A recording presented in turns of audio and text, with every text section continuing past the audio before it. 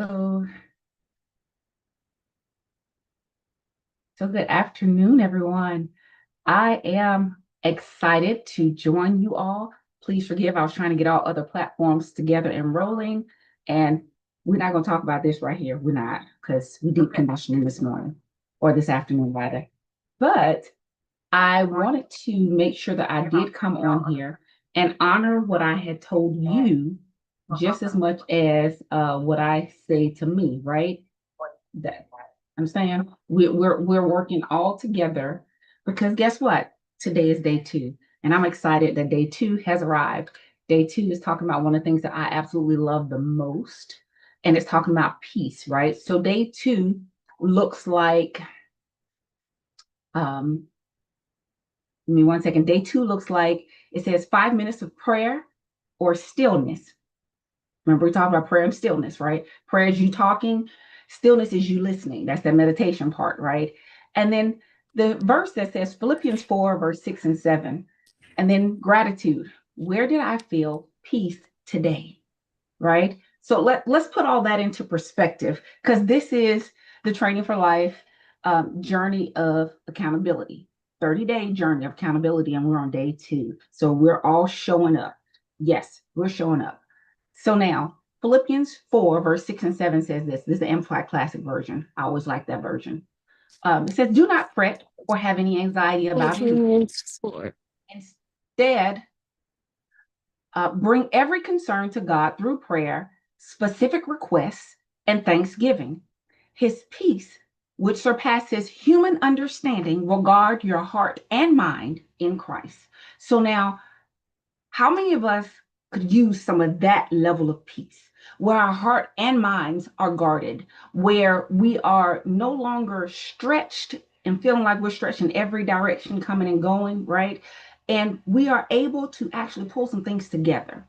So day two looks like this, taking that 5 minutes, 5 minutes of just getting up, setting your intentions for the day, saying your gratitude, either writing it or saying it. I like to do both, but doing either or both. But then sitting in quiet, stillness, right? The gratitude prompt, where did I feel peace today? Think about that. Where during the day did you feel peace, right? Where did you feel a calmed settledness that felt deeper than just in the moment, right? More importantly, today's focus is simple, but it's really powerful, right? So peace begins within. A lot of people are like, I go to the beach for my peace, or I go to the water, or I like to go out in nature and walk. I like to exercise. That's my peace. I like to turn on some music. That's my peace. Peace starts within, right? That's the part that a lot of us forget. Many of us have been waiting for everything around us to sort of settle down before we allow ourselves to feel peaceful. We tell ourselves that we will rest when the problem is solved, right? When the bills are paid, when the family is doing well, and when life finally makes sense. But peace is not always the absence of difficulty. Sometimes peace is the presence of God and the decision to become still even while life remains uncertain, even while the storm is all around you and the winds are blowing, the water is splashing, the currents are high, the tide is high, the issues are coming at you one after the other, right? Are you still able to find some peace, some stillness, some quiet in the midst of all of that, right? Internally, are you able to find that peace, right? So now, here's the thing I want you all to remember. Philippians reminds us to bring our concerns to God through prayer, through thanksgiving, and honest communication. How many of us know how to have that honest communication, right? As we release what we are carrying, God's peace begins to guard our hearts and our minds. And then what you'll notice is that gratitude is a part of that process. How grateful are you for what you have? How grateful are you for who you are? How grateful are you for your village around you? How grateful are you for the ones that support you, that love you, that speak life into you, that keep you centered and grounded, that check on you. How grateful are you? Gratitude doesn't mean pretending that nothing hurts. It doesn't. It doesn't mean ignoring grief, disappointment, stress, even fear. Gratitude simply helps us recognize that pain is not the only thing that is present. Disappointment is not the only thing that is present. Fear is not the only thing that is present, right? There may still be love around you, breath in your body, someone praying for you, strength rising within you, the evidence that God is carrying you even when you do not understand the journey. Do you know how to trust Him even when you can't trace Him? I don't see His hand working in my life, but I know I can trust that it is. So I trust Him and I'm grateful. How many of us know that our lives, some of us have lives that we're living right now, and because of the prayers of our mothers, our grandmothers, our aunts, our fathers, our uncles, our granddads, our dads, we are still standing strong today. We're still here, right mind, sound body, right? So now today's assignment is spent in just 5 minutes. So I say 10 because I say 5 minutes of prayer, 5 minutes of stillness. So 10, right? 10 minutes. That prayer where you're just simply being grateful, letting your petitions be made known, and then being willing to sit in silence and listen. Have your pen and notepad present so that you can always write down what you hear, what you see, what you smell, what you taste. Any of those senses that get activated, write it down. Even if you can't actually put it into words, write down what you felt in the moment, right? And then from there, I want you to just add these prompts, right, as you're writing. Put your phone down, relax your shoulders, right? Roll your shoulders back a little bit so they're not up to your ears. Take a deep, slow breath in your nose to the count of 4. Hold it at the top to the count of 4. Breathe out your mouth to the count of 6. And then ask yourself, what am I carrying that I need to release? What are you carrying that you need to release? I just want you to write the questions right now. You can do the answers when we finish, right? Then I want you to ask yourself this. Take another deep breath for me. In your nose. Hold it at the top to the count of 4. Breathe out your mouth to the count of 6.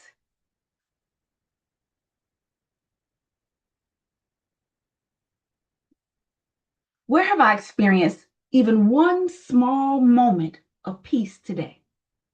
Just one. I'm not looking for you to give me 3, 4, 5. Just one moment that you've experienced of peace today. Write it on your paper. I don't want you to write the answer, just write the question. Where have I experienced one small moment of peace today? Maybe peace came through a quiet moment or morning that was not stressful, right? You didn't wake up immediately stressed.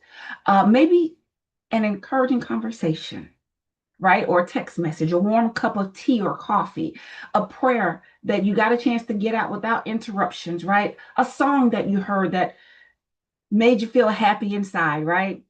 A deep breath that you were able to take and you didn't have to cough, your lungs were not burning, or a simple moment where you did not have to be strong for everyone else. Think of that one moment. What was that one moment today? Don't overlook those moments. Because remember, people always say, when this happens, then I'll be happy. When that happens, then this and this and this. Then that negates the journey. If you learn how to smell the roses and enjoy the journey literally becomes the joy. Everything that you encounter on the journey, you're grateful for, you have a memory of, right? So when you reach the destination, hey, I made it. Thank you. But you had a wonderful journey on the way, right? We don't negate the journey. So today, I want you to say this. I do not have to wait for everything around me to change before I begin creating peace within me. I can pray, I can breathe, I can release, I can receive the peace of God which has been made available to me. How about that? Did you say it? Right. And so, after completing today's practice, this is day 2, right? I want you to go into the private Facebook group, T4L, Training for Life. It's the 30-day accountability journey. I want you to put in there um, a green and white check, a purple heart. The green check means you completed it, right? The purple heart means you had to modify it because today was a low capacity day. For me, today was a low capacity day. I did my 10 minutes. I did. I even did a little bit of workout. I did. I even washed and deep conditioned my hair. So that's why I look like this right now, because we haven't done anything else to it, right? But I did. But it was still a low capacity day for me. So I'm giving myself a check because I did complete everything. But I'm also gonna put a purple heart because guess what? It was still a low capacity day for me. I was still feeling it, right? If you choose to rest today and return tomorrow, then just put a little leaf in there. Excuse me. Give me a second. And so, answering today's gratitude prompts. If you didn't go in the group, you won't have them.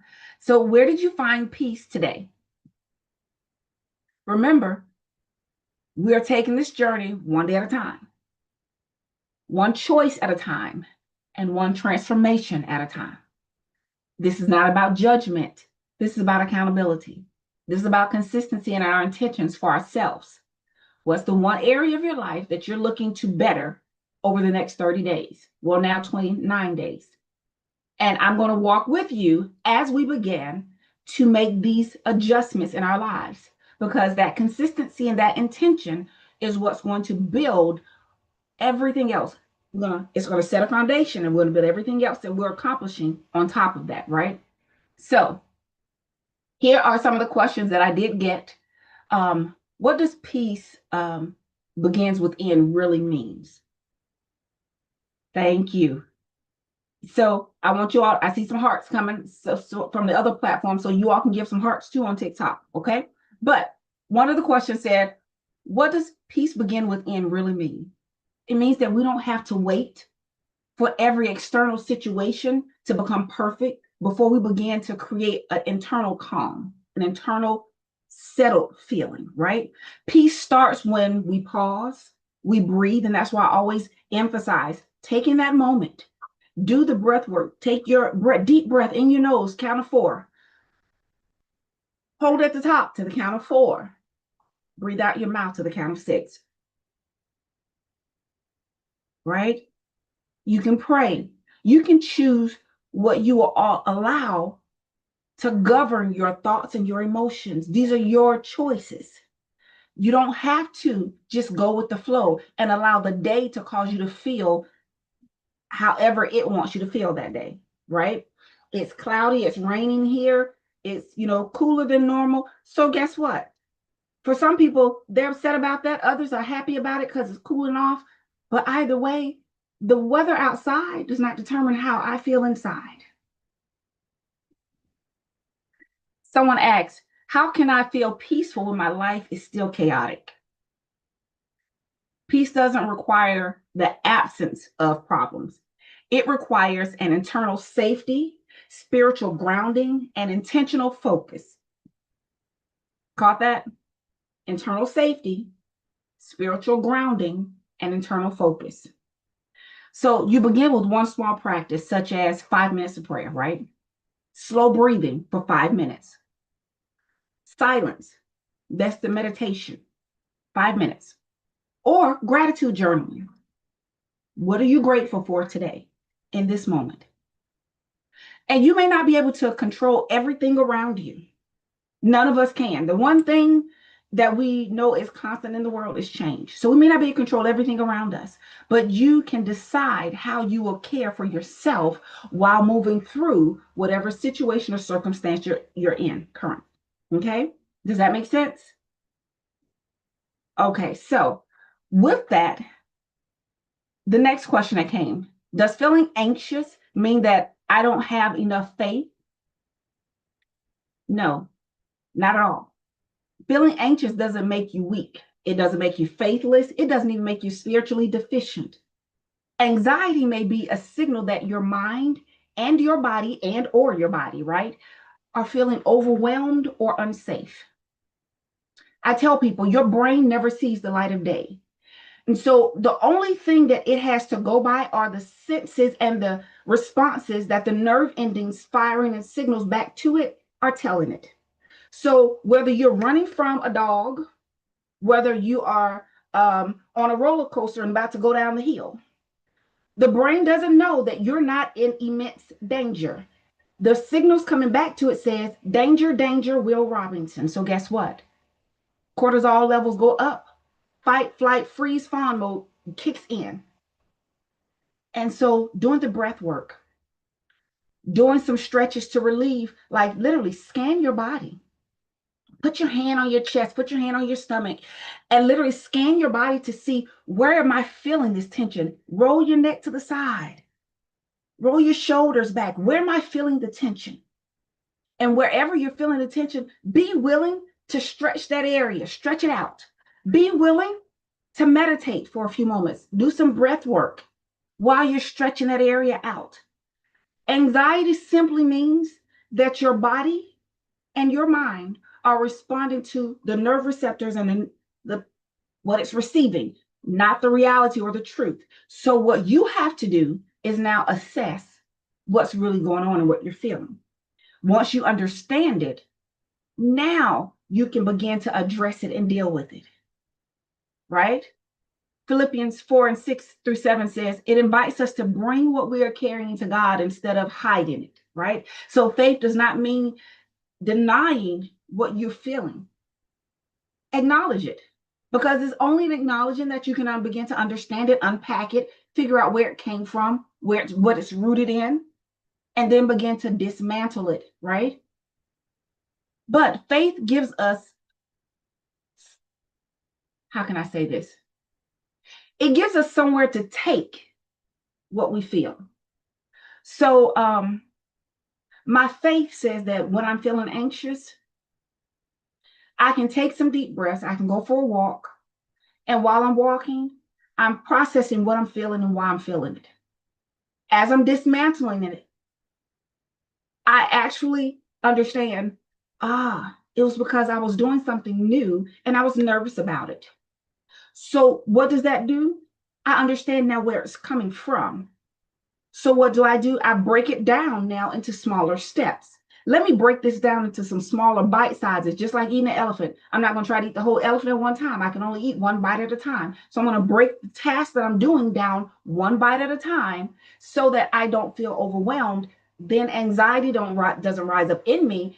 And now I can move forward. Remember, yesterday I said the smallest possible step moving forward towards your goal is still building momentum, right? Even on our low capacity days. So, what does it mean to pray with thanksgiving? It means bringing your honest concerns to God while also acknowledging what remains good in you, what remains supported in you, what remains present. So, you might pray, God, I am worried about the situation, but I thank you that I'm not facing it alone. Thank you for strength, for wisdom, for support that you allowed to be available to me today. Thank you for my village of sister friends, of my family that pray for me, that love me, that I can call on to pray with me and touch and agree with me during this time of uncertainty or stress.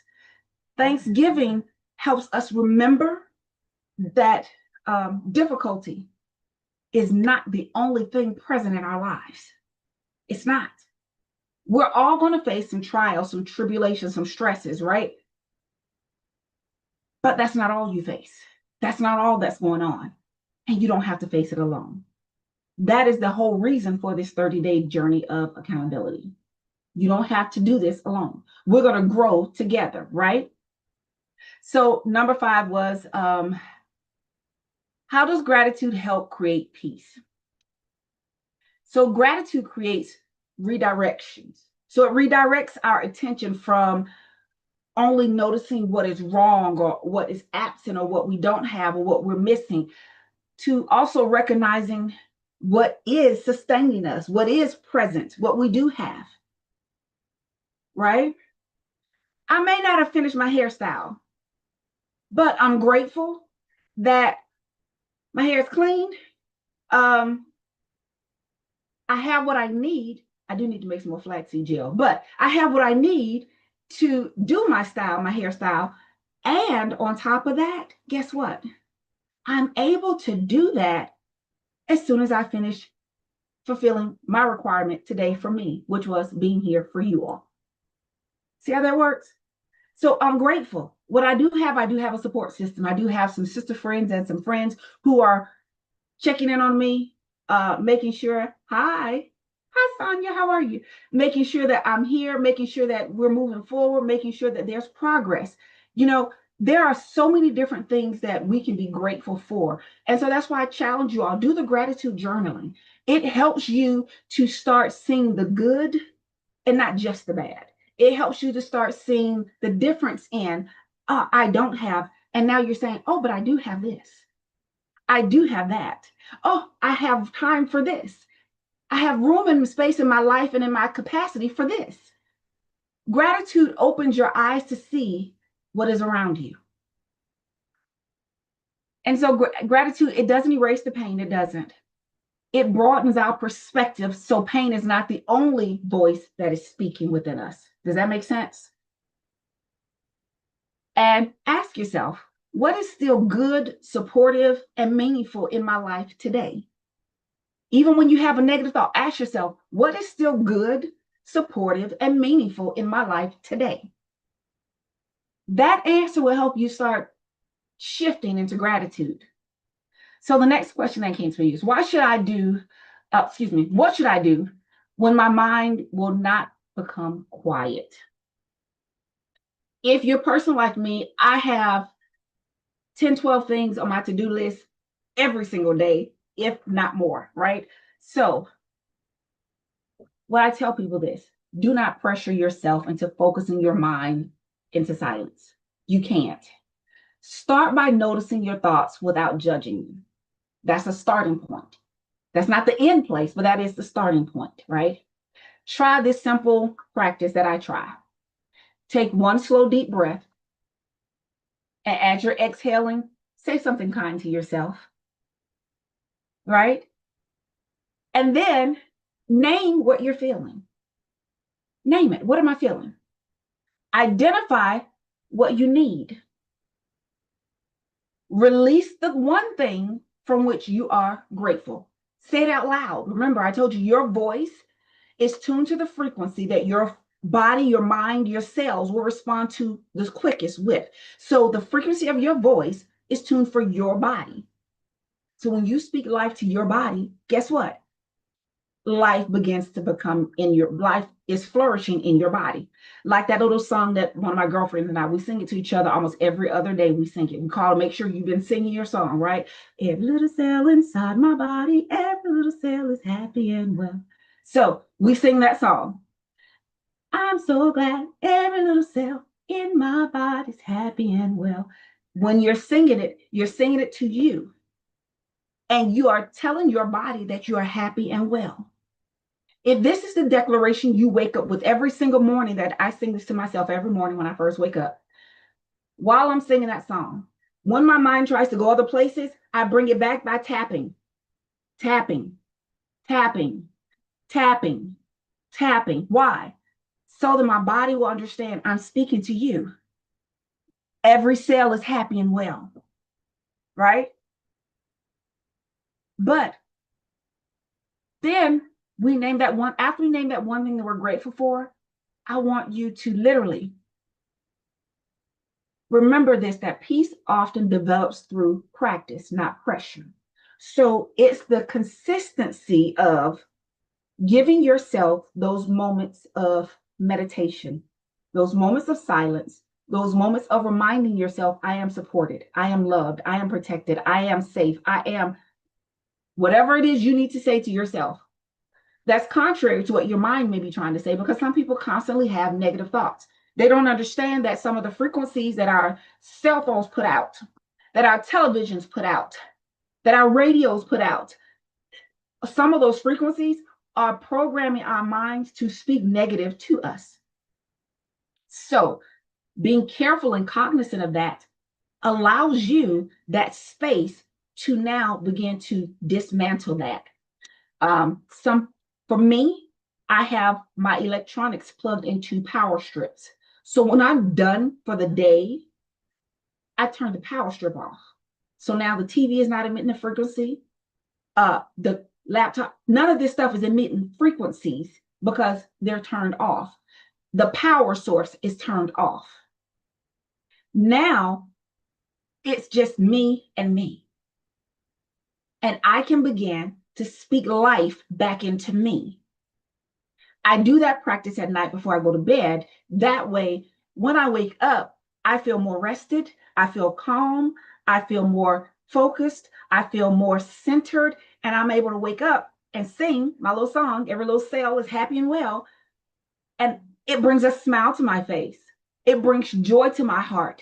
And now when I get out of bed, I don't mind going and start doing my workout and all the other things I need to do, because guess what? I took those moments. I sang to me. I said my prayers.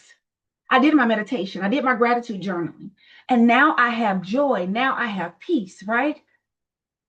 The next question was, how long should I practice prayer or stillness? I tell people, your capacity may not be my capacity, right? So begin with something like 5 minutes. If 5 minutes seems like a really long time, then cut it in half. Do 2.5 minutes of prayer, 2.5 minutes of meditation, which is sitting in quiet and listening for an answer or response to what you prayed about, right? But begin there, right? Consistency is more important than the duration. Being consistent with it, because I promise you, after a while, you'll find yourself there way longer than you thought you were. A short intentional practice continued regularly can be more supportive than an hour-long routine that feels overwhelming and it becomes difficult to maintain, especially in our low capacity days. Because guess what? Life's going to life, and we're all going to have low capacity days from time to time. Make sense? Okay. Y'all can keep giving me some meet your heart meets and all those things or whatever. Let's do this together. We're building this together, right? So the next question I got was, oh, I'm sorry. Let me finish this one completely because I wanted to share just a little bit more. So start where you are and then build gradually. So starting where you are means that you may only have 1 minute of prayer in you. Don't put yourself down because your prayer is only 1 minute. Your 1 minute prayer with a genuine heart and an intention of it becoming and producing something great in you or in the lives of those who you're praying for, guess what? Can scream volumes and be more impactful than someone who does a whole bunch of rhetoric for a whole hour and is literally has no heart connection to it, no mind connection, and they're not thinking about anybody else but themselves, right? So just start where you are and then build gradually.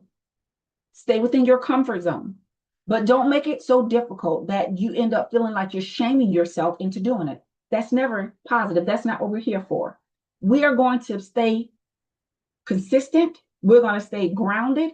We're going to stay focused and intentional, but we're going to do this. And on our low capacity days, if we can only do 10 minutes include the prayer, the meditation, and the workout, guess what? Then 10 minutes, we got it in. And that's the low capacity day. And I don't want you to beat yourself up for a low capacity day. What I want you to do is understand, show yourself the same love you would show a total stranger, right? Sounds good. The next question was, can setting boundaries help protect your peace? Absolutely, positively, 100% yes. Peace is not only created through prayer or breath work or somatic stretches or meditation, it is also supported by the decisions that we make on a daily basis. So sometimes protecting your peace means saying no. No is a full sentence all by itself, and it doesn't need an explanation. Reducing unnecessary demands on yourself. That's setting boundaries. Limiting access to draining influences. Definitely. Asking for help when you need it instead of stressing trying to figure it out by yourself. Or giving yourself permission to rest and not condemning yourself for saying that you're lazy because your body needs to rest. Because sometimes in that rest, we're able to hear the answers to questions that we have not been able to get all the time that we were awake, because we were quieted everything inside of us and everything outside and around us. So boundaries are not punishment. Healthy boundaries create room for healing, room for clarity, and room for alignment. Does that make sense? Someone can give me a one in the chat or give me some hearts if that makes sense. The next question: can grief and peace exist at the same time? Woo, talking to me, huh? Okay, so absolutely yes. 100% yes. You can experience grief and still have moments of peace. Grief comes in waves. We know that. And if you ever experienced true grief, it comes in waves. And in the ebb and flow of life, yes, you can still have peace while you're grieving. You can miss someone deeply and still laugh about the memories, rest, pray, and feel grateful for the life that they lived and the time you had with them. Right. Peace does not disrespect your grief. It doesn't. It honors it, actually. It gives your heart a place to rest when you're carrying it. Right? You don't have to choose between honoring your pain and receiving peace. Both can exist within the same healthy journey,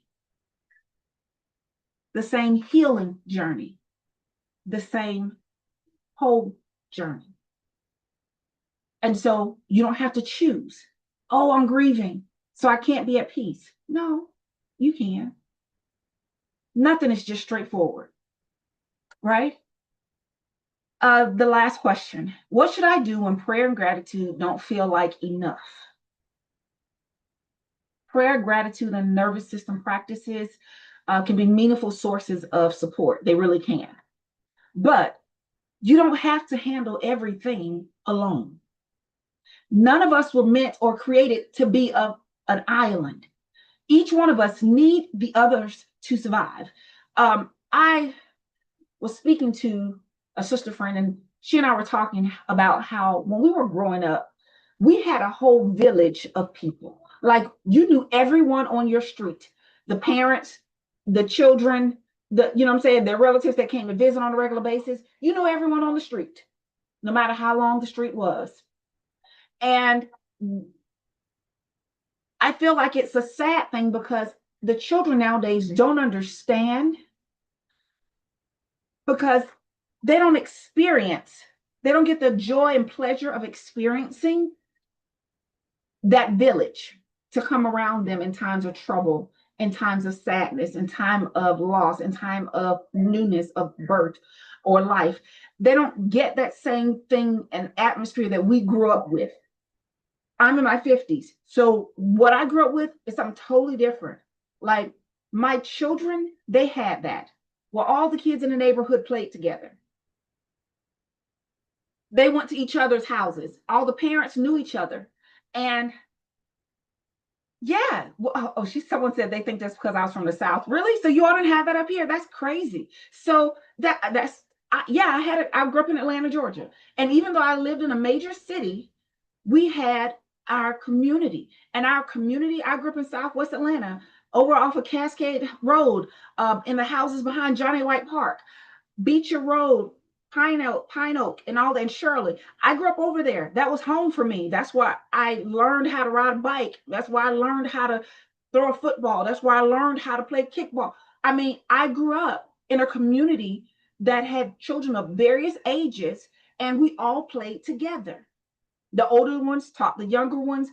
And we all had a wonderful, wonderful connection. Even during the missing and murdered children, we just changed how we ended our day when that was going on. We all got together in a group and we walked the person who lived the furthest home, and we dropped off people at their house on the way back home. And then the group of us that lived on the same street, it was Freddie, it was Junior and Michelle, and it was me and my sisters.